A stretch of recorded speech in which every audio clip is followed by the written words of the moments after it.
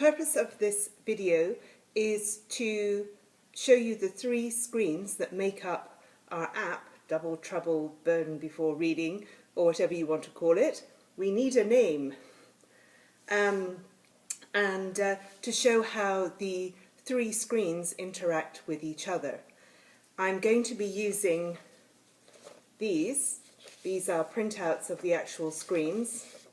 They're a little bit rough and ready, but I think they're the best way to show you what's going on.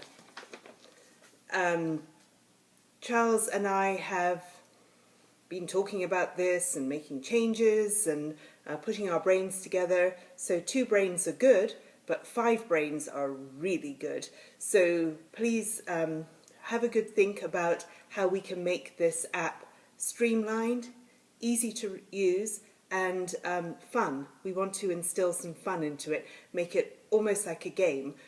We have a couple of ideas which I'll talk about during this video, but we need more, or we need confirmation that you think those ideas would work. So I hope I will be able to explain properly how this app works to date, and we'll look forward to hearing from you. Thank you. It's a flash screen. This artwork will simply sit on your cell phone screen until such time that a message comes in. The message, the text of the message will not be illustrated on this screen. What will come up when a message is received is 2 or 3 buttons that will be superimposed on this artwork. So a message has come in.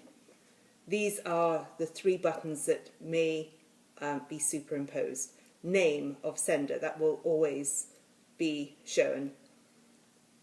Dismiss, that's obvious. You do not want to talk to this person or have anything to do with them, so you dismiss them.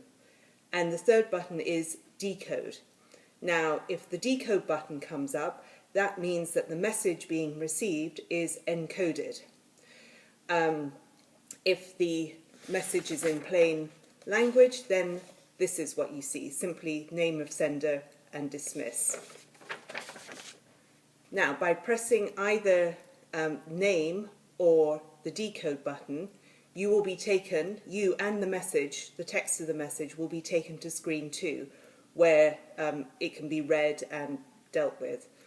If the message is encoded, and you get this screen with the 3 buttons, and you press name, then the message will be, screen 2 will appear with the message text in code still, and at that point you will be able to decode it on screen 2.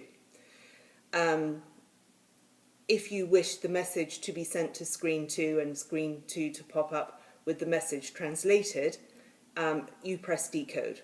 Again, you go straight to screen 2, your message is sitting there, translated, decoded. So screen 2, let's make sure I've told you everything about screen 1.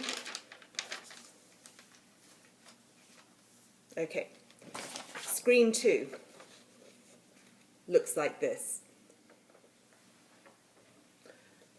This is the message received box. So when you press one of those buttons on screen 1, your message will come up here. This box is for dealing with your outgoing message. In real life, so to speak, these 2 will actually be transposed. So this message received box will be the first one you see, which I think is more logical. For technical reasons, it has not been done yet because it's a little bit tricky to do that, but that's the intention. So your message comes in from screen 1. Here it is. If it's still in code, you go down here and there is a decode button. So you press that, it's translated. The name and details of the sender will automatically come up here, the name and the number. Then here we have, when you write your message in here, you have a button that will encode the message if that's what you want. You have a button that will clear the message so you can start again. There's a number to send the message, a button to send the message. This here, name input, this is if you want to send a message to a totally different person, not necessarily to the person who's just sent you a message, but to someone else entirely. So you put the name in here. Do we need the ability to put in multiple names to send one message to many people? I don't know, something to think about. So then down here we have a button which is called List. Press this button, you get a split screen where all of your contact names will come up. So you can't really think who you might want to send a message to. Here's your contact list. You can look through it, select one of the names to go into name input, and it comes up here. This button here, at the moment it says contact, but I think we're going to change it to key. And as you know, every person on your contact list, and you as well, you have a key that enables you to translate messages that come in. That is your secret key that no one else has, so only you can translate messages that are sent to you, to keep them private, secret, whatever. Now, if you press that key button, you will go to screen 3. Screen 3 we haven't really formatted, except that it will have some artwork, and by pressing the key button on screen 2, you've brought up this numeric pad. If you want to make any changes, if you want to give someone a new key, for example, you have to enter your password into this numeric pad. Then the contact list will come up. You can, select the contact that you want to amend, make the amendment to the key, then you'll go back to screen 2, and this key line will have popped up, previously hidden, which will show the new key. Now, you somehow have to communicate to that person that they have a new key. So that's something to work on. Maybe by having a key entry here, the new key entry, something will automatically come up with the new message you're sending them. I don't know, something to think about. Normally when you go to screen 3, which is basically the contact list maintenance screen, it will just be plain. I have to tell you about this artwork because it's carefully chosen by Charles. This is a Dennis the Menace cartoon. Here is the Venus de Milo, and they're saying, if she had arms, she'd probably be texting. Ha ha. Anyway, enough of that. So you have received your message, you've decoded it. This automatically gives you the ability to immediately reply to the sender. You put in your message, you don't like it, you clear it, you put it in again. Yes, you want to encode it, you press the encode button, goes into gobbledygook, then you press the send button and your message has gone. Now, also on screen 2, down here at the bottom, we have a save button. Now, do any of you save your text messages? Is that something that's done? I don't know. Do we need to have a call log, perhaps, for each contact? If that's not done normally in texting, maybe that was something that would be fun or appropriate for this particular texting medium. That's something we'd love you to think about and give us your ideas and what you do in real life. We don't text very much, so we don't know. This line here, the second line from the bottom that we have on screen 2, this is what we're calling our brilliant ideas line. For example, this one here is speech.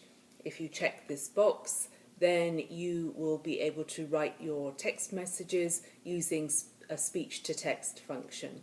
That might be fun. Just room here for buttons for different ideas like that. One idea Charles had is that on screen number 1 here with the artwork, that when a message comes in, you could also have, like a self-destruct a self-destruct button along the lines of this message will self-destruct in 5, 4, 3, 2, 1. makes it more of a game. Option you can turn on and off. You can have your message self-destruct in a minute or 10 seconds. Something else to consider. So that's that. That is basically how those three screens interact with each other and function. So message comes into screen 1, you press to accept, you automatically go to screen 2, and so on. So there's a lot of information there. Have a think about it and give us your ideas. And remember, this is very secret. Burn before reading. That's how secret it is. And we need to think of a way of protecting this baby. I don't know how you do that. Something else to research. So, bye for now. Just want to make a couple of corrections here. The speech button, potential speech button, isn't speech to text, it's actually text to speech, so that when your message has come in, it's in plain language, your app will read it to you. The second thing is the save button is now related to you've been away from your phone or your app hasn't been on, but several messages have come in and they need to be saved somehow. It needs to be communicated to you that you have messages sitting there. So we have to think about that. How do we store the messages, because we're not the phone company, how that works. The other thing we want to say is that we had a few technical difficulties with our iPad. I think a trip to the Apple Store is necessary, so the next movie will be a bit more streamlined. That's it. Bye.